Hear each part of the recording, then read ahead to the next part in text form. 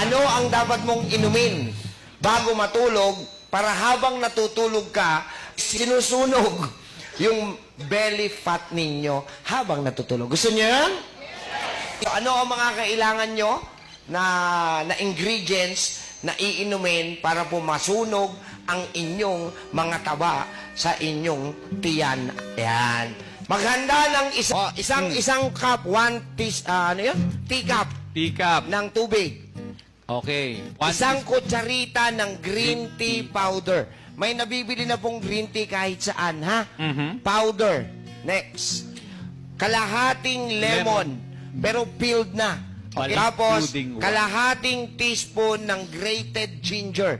Hindi ho luyang dilaw, kundi yung luyang puti.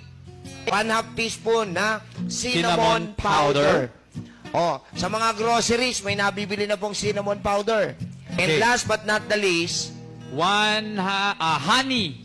1/2 teaspoon. yan, kalahati.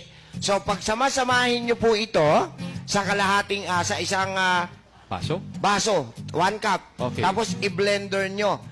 Iinumin nyo po ito may tamang oras. 1 hour before bedtime. So, siguro alam nyo na ibig sabihin nun, 1 oras bago matulog.